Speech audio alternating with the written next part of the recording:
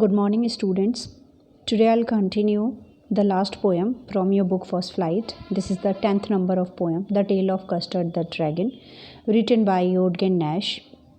So I would like to give some brief idea about Ogden Nash. Ogden Nash was born on 19th August 1902 in New York. He worked as a school teacher before becoming a copywriter. Nash's first poem were published in New Yorker in 1930s. His first collection of poems entitled Hard Lines, and which was published in 1931. The Boy Who Laughed at Santa Claus, Girls Are Silly, and Nonsense Poetry made him more famous. So today we will continue the tale of Custard the Dragon. Basically it's a nonsense poetry, means unusual one, and which is full of the rhyming words like the realio, trulio, ink and blink, etc. This rhyming scheme of the line is the AABB, the poem written especially for children. So in fact looks like a fairy tale story. So let's begin from here. This poem is written in the style of a ballad, a song or poem that tells a story. It means this poem is written in a form of a song where we can speak in rhyming words. And basically it tells us a story. You must be familiar with ballad that narrate tales of courage or heroism. This poem is a humorous ballad close to a parody. So what writer is saying here that हो सकता हैगा कि तुसी सारे ही ballad तो aware हो, यानी कि बैलेड की होंदा हैगा स्टोरी या कहानी की होंदी है ਉਹਦੇ ਬਾਰੇ में ਤੁਹਾਨੂੰ पता हो, बट आ ਜਿਹੜੀ पोएम है ਇਹ ज़्यादातर बैलेड बहादुरी ਦੀ ਕਹਾਣੀਆਂ ਨੂੰ ਰਿਪਰੈਜ਼ੈਂਟ ਕਰਦੀ ਹੁੰਦੀ ਹੈ।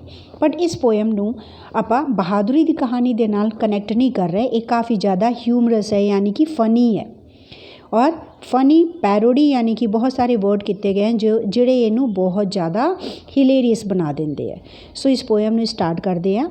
Belinda lived in a little white house with a little black kitten and a little grey mouse and a little yellow dog and a little red wagon and a really truly little pet dragon. Belinda means Belinda इथे एक girl child ਦਾ ਨਾਮ ਹੈ कि ਵੈਲਿੰਡਾ एक girl है, वो अपने बहुत सारे पेट ਦੇ ਨਾਲ एक छोटे ਜਿਹੇ वाइट कलर ਦੇ घर ਦੇ ਵਿੱਚ ਰਹਿੰਦੀ ਹੈ।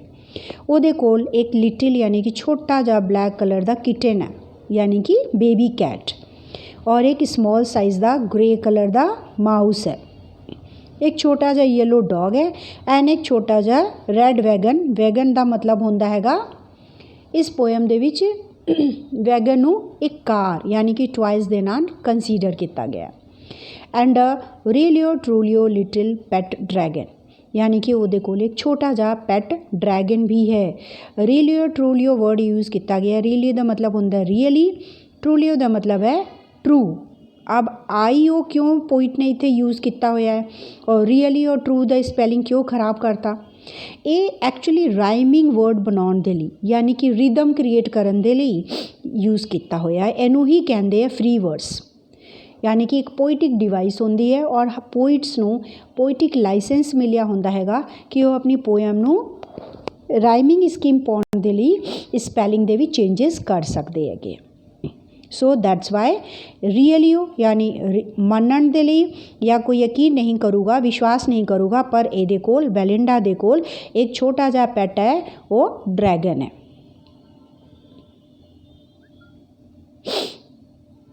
Now the name of the little black kitten was Ink, and the little grey mouse, she called him Blink, and the little yellow dog was sharp as mustard, but the dragon was as a coward, and she called him Custard.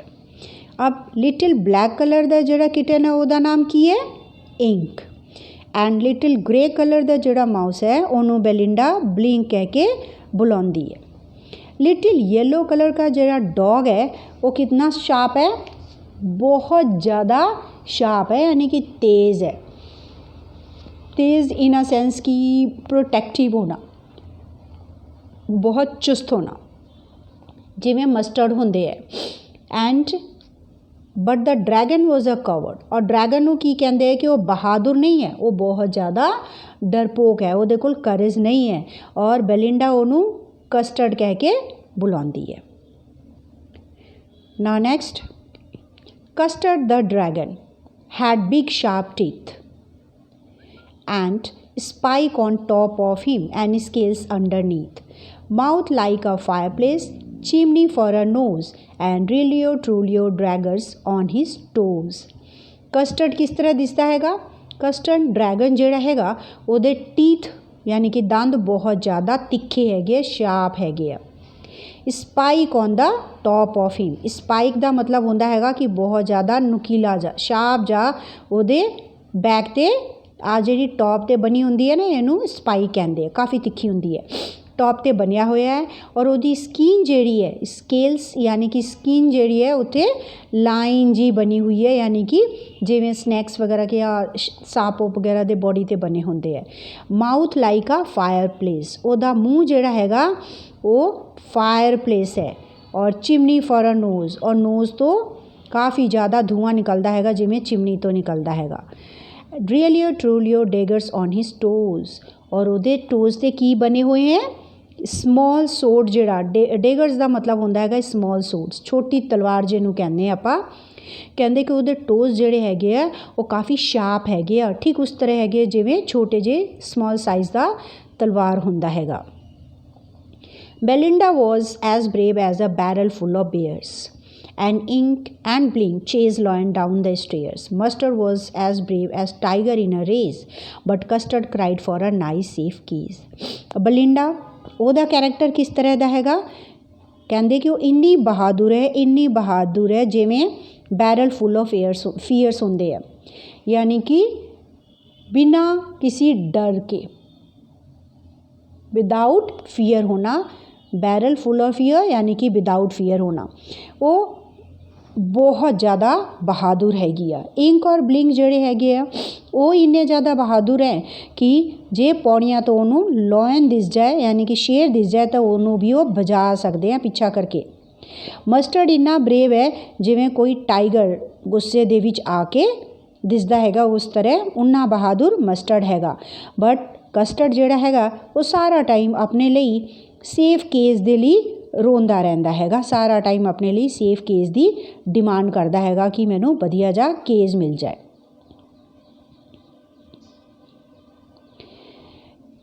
Belinda tickled him. She tickled him unmerciful. Ink, Blink and Mustard, they rudely called him Percival.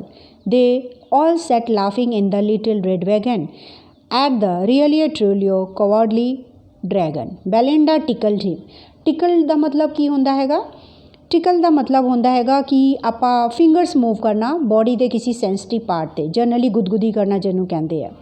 ਤਾਂ ਬੈਲਿੰਡਾ ਕੀ ਕਰਦੀ ਹੈ?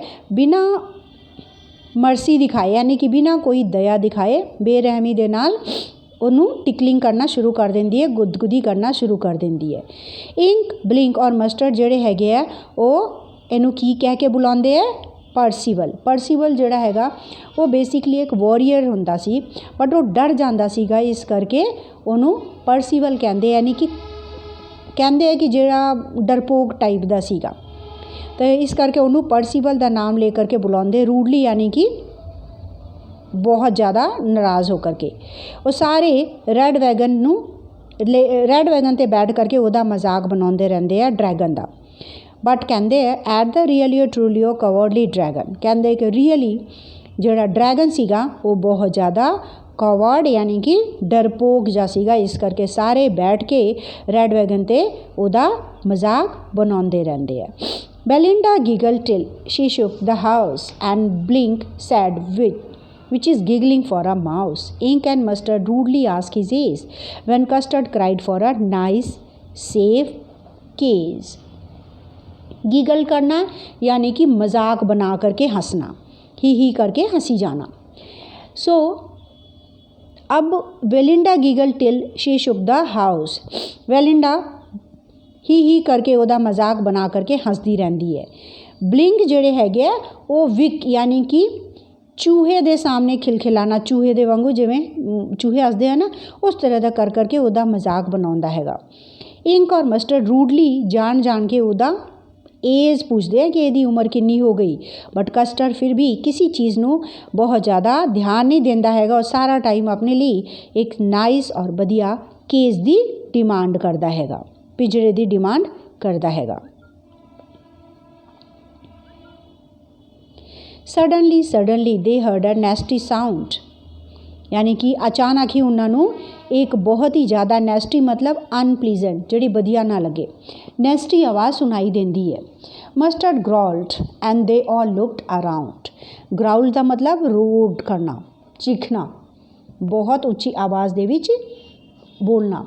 Mustard जिहड़ा हैगा वो की करदा हैगा, anger दे विच गुस्से दे विच आके गुर्राना शुरू कर देंदा है और आस पास चारों तरफ देखना शुरू कर देंदे है। Meowch cried Ink and ooh cried Belinda. बिल्ली जड़ी है यानी इंक जड़ी है वो म्याउच करके चीखना शुरू कर दी है और बेलिंडा दे मुँह ते भी ओ निकल जाता हैगा। For there was a pirate climbing in the winda. और उन्हों का ध्यान कित्थे जाता हैगा, विंडा का मतलब इत्थे विंडो है, उन्हों का ध्यान विंडो ते जाता है और उत्थे उन्होंने की दिसदा हैगा एक पायरेट यानी कि समुद्री डाकू जिहड़ा हैगा वो उन्होंने विंडो ते उत्ते चढ़दा होया दिसदा हैगा। Pistol in his left hand, pistol in his right, and he held in his teeth a cutlass sprite. His beard was black, one leg was wood, it was clear that the pirate meant no good. अब pirate देखण च किवें सीगा, ਉਹਦੇ left hand से pistol ਹੁੰਦਾ हैगा और राइट हैंड ਦੇ ਵਿੱਚ भी पिस्टल ही है और ਉਹ ਪਾਇਰਟ ਨੇ ਆਪਣੇ ਦੰਦਾਂ ਦੇ ਵਿੱਚ ਕੀ ਫੜਿਆ ਹੋਇਆ ਹੈ, ਕਟਲਾਸ यानी कि कटार ਜਿਹਨੂੰ ਕਹਿੰਦੇ ਆ। ਉਹ ਆਪਣੇ ਨਾਈਫ ਵਾਂਗੂ यानी कि स्मॉल सोड वांगू एक कटलास यानी कटार अपने दंदा 'ਚ ਫੜਿਆ ਹੋਇਆ है और वो बहुत ज़्यादा शाइन कर रहा, चमक रहा। ਉਹਦੀ ਬੀਅਰਡ ਜਿਹੜੀ है वो ब्लैक कलर ਦੀ है, एक लैग वुड का हैगा यानी कि आर्टिफिशियल लग्या होया और उन्होंने देख करके साफ पता लग रहा है कि वह इंटेंशन जिहड़ा हैगा, वह इरादा जिहड़ा हैगा वो बहुत वधिया नहीं है, वो नुकसान पहुँचाना चाहता हैगा, इस करके इस तरह उत्ते आ रहा। Belinda पेल्ड and she cried help help, but mustard fled with the terrified yelp. Ink trickled down to the bottom of the household and little mouse blinked strategically mousehold. Belinda पेल्ड यानी कि बेलिंडा जिहड़ी है ਉਹਦੇ चेहरे का रंग डर करके उड़ जाता हैगा, यानी कि एकदम अचानक ही उन्हें समझ नहीं आता हैगा कि हुण की होगा एंड वो चिल्लाना शुरू कर देंदी है हेल्प हेल्प करके। But mustard fled with the terrified Yelp. Terrified Yelp का मतलब डरना, डर के येल्प मतलब चीखना। मस्टर्ड जिहड़ा हैगा फ्लीड यानी कि रन अवे भाज जाना। मस्टर्ड डर के बहुत ऊंची आवाज़ कटदा होया भज जाता हैगा और जाके छिप जाता हैगा।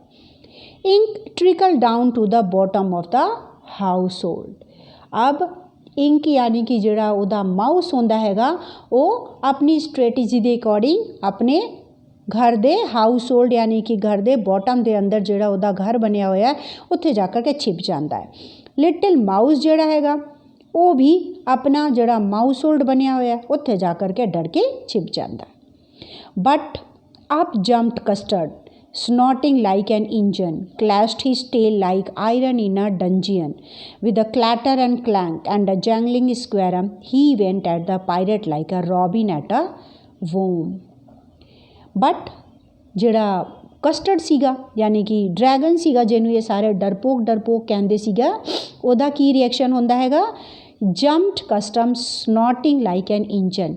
जिवें किसी इंजन ते फुफकारदे हुए आवाज़ नहीं आती है slowly you might have seen, मतलब बहुत सारे बच्चे ने देखा ही होगा ट्रेन का इंजन जिहड़ा हैगा उस तरह का आवाज़ कटदा होया कस्टर्ड जिहड़ा हैगा वो उस पायरेट दे उत्ते जंप लगा देंदा हैगा।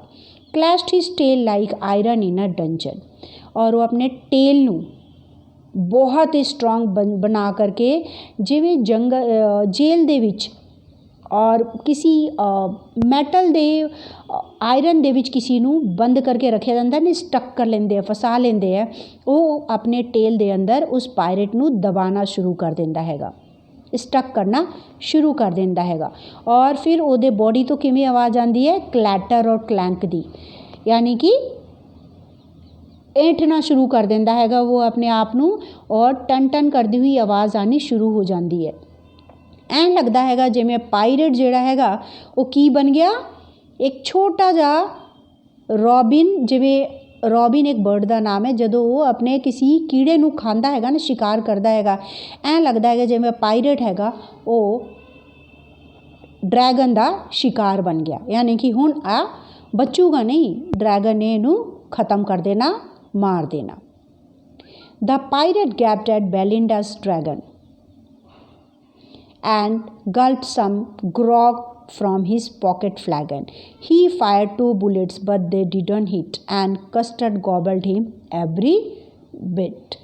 अब पायरेट की करता हैगा, इंटेंटली उन्होंने घूर के देखता हैगा। गेप का मतलब किसी नू वॉच इंटेंटली, घूर के देखना।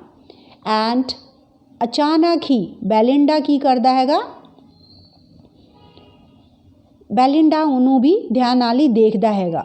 गल्प सम ग्रॉग फ्रॉम हिज पॉकेट फ्लैगन, और पायरेट जिहड़ा हैगा वो अपने जिहड़ा भी पॉकेट हैगा पैंट का, उत्थों एक बॉटल कढ़ के कुछ उहदे विच लिक्विड पानी जिहड़ा हैगा वो अपने गले दे अंदर पी लेंदा हैगा, यानी कि ड्रैंक डाउन करता हैगा, गटक जाना जिहनूं कहंदे आ। अब कंटेनर कढ़दा हैगा पॉकेट तो और कुछ पानी लिक्विड टाइप ऑफ थिंग वो पी लेंदा हैगा। उस तो बाद अपने पॉकेट ते पिस्टल कढ़ के 2 बुलेट, यानी कि 2 बुलेट उहदे ते चलांदा हैगा, बट ये बुलेट जिहड़े हैगे वो कस्टर्ड दे बॉडी नूं कुछ नहीं नुकसान पहुँचा जाते, कुछ भी नहीं नुकसान पहुँचाते। अचानक ही की होंदा हैगा, अचानक ही ड्रैगन जिहड़ा हैगा वो कस्टर्ड पायरेट दे उत्ते अटैक करता हैगा और उन्होंने पूरा ही निगल जाता है, यानी कि कंप्लीटली उन्होंने स्वैल्ड कर लेंदा हैगा। Belinda embarrassed him, Mustard licked him, no one mourned for his pirate victim, ink and blink in glee did gyrate around the dragon that ate the pirate। अब बेलिंडा की कर दी है, बहुत ज़्यादा खुश हो जाती है और खुश होंदे ही उन्होंने गले लगा लेंदी है, आई मीन एक्साइटमेंट के मारे वो उन्होंने इंब्रेस्ड कर लेंदी है, यानी कि गले लगा लेंदी है। मस्टर्ड उन्होंने लिकना यानी कि चाटना शुरू कर देंदा हैगा। कोई भी पायरेट दे विक्टिम बनन ते मौन यानी कि दुखी नहीं होंदा हैगा। इंक और ब्लिंक खुश होकर के, ग्ली यानी कि हैप्पीनेस, खुश होकर के गोल गोल घूम के, गाइडेड करना यानी कि गोल गोल घूम के सर्कल बना के डांस करना शुरू कर देंगे है। Around the dragon that at the pirate, यानी कि ड्रैगन के आसपास गोल गोल घूम के डांस करना शुरू कर देंगे है, क्योंकि ड्रैगन ने पायरेट नू निगल लिता हुंदा हैगा, यानी कि उन्होंने खा गया हुंदा है। But presently up spoke little dog Mustard, I have been twice as brave if I had not been flustered. And up spoke Ink and up spoke Blink, we have been 3 times as brave, we think. And Custard said, I quite agree that everybody is braver than me। अब उस तो बाद की होंदा हैगा कि सब तो पहले छोटा जा डॉग मस्टर्ड की बोलदा हैगा, वो कहंदा हैगा कि अब यानी कि बोलता हैगा कि जे मैनू थोड़ी जी घबराहट नहीं होंदी ना, जे मैं थोड़ा जा फ्लस्टर्ड नहीं होंदा यानी कि नर्वस नहीं होंदा, देन मैं ये तो भी ज़्यादा दुगना बहादुरी दिखा सकदा सीगा। And up spoke ink and up spoke blink, और उस तो बाद इंक और ब्लिंक की बोलते हैं कि अपा 2 गुना ही नहीं 3 टाइम ब्रेवरी शो कर दे। और कस्टर्ड की कहता हैगा, कस्टर्ड कहता हैगा कि हाँ मैं सारिਆਂ ਨੂੰ एग्री करदा है सारिਆਂ तो कि सारे ही मेरे तो बद्दू बहादुर हो तुसी, यानी कि मैं थोड़े वांगू बहादुर नहीं हाँ। Belinda still lives in her little white house with her little black kitten and her little grey mouse and her little yellow dog and her little red wagon and her really truly little pet dragon। Belinda हुण भी एक अपने छोटे जे white colour के घर दे विच रहिंदी है, बहुत सारे पैट दे नाल। ओहदे कोल हुण भी ब्लैक कलर का किटन है और ग्रे कलर का छोटा दा माउस है, छोटा जा येलो कलर का डॉग है एंड एक रेड कलर का वैगन है। और मानो या ना मानो यानी कि सच दे विच ट्रू है कि उहदे कोल एक छोटा जा पैट ड्रैगन भी है। बेलिंडा बहुत ज़्यादा बहादुर है, वो बैरल फुल ऑफ ईयर्स है, यानी कि फीयरलेस है, उन्होंने बिल्कुल डर नहीं लगता। इंकॉल ब्लिंक ਜਿਹੜੇ ਹੈਗੇ ਹੁਣ भी किसी लॉयन का पीछा करते हुए स्टेयर तक उन्होंने बजा सकते हैं। मस्टर्ड भी उन्ना बहादुर है जिन्ना कोई गुस्से ਦੇ ਵਿੱਚ ਆਇਆ ਹੋਇਆ ਟਾਈਗਰ ਹੁੰਦਾ ਹੈਗਾ।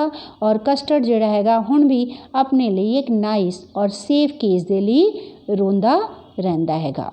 So this is the explanation of the poem written by Ogden Nash. I hope you all will be able to understand. Along with that, I will post the question answers so that you can complete your register work. Thank you.